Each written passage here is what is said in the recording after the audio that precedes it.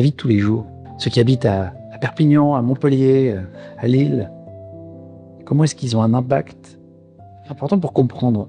Au travers du fait de transmettre par sa propre action les valeurs que nous représentons. Ça peut être quelque chose de tout à fait minime, c'est-à-dire avoir le souci de l'autre. Avoir le souci de l'autre. C'est quand même pas banal, ça, dans une société totalement individualiste. Et ça peut aller du geste le plus insignifiant jusqu'au geste phénoménal de donner sa vie à la place des autres. Arnaud Beltrame, vous en avez entendu parler. Le gendarme, Très oui, faisait partie d'une des loges de la Grande Loge de France.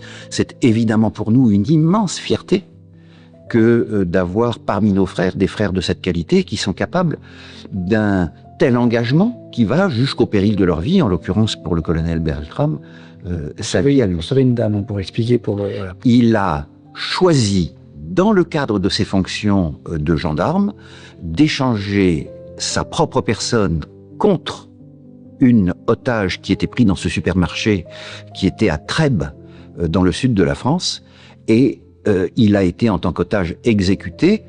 C'est un moment d'héroïsme incroyable. Et se trouve pour la petite histoire que j'ai eu, à l'époque, j'étais ce qu'on appelle grand orateur, c'est-à-dire l'équivalent de ministre de la Justice de cette obédience, et j'étais ici même, derrière vous, et c'est moi qui ai eu cet immense honneur que de prononcer l'éloge funèbre d'Arnaud Beltrame.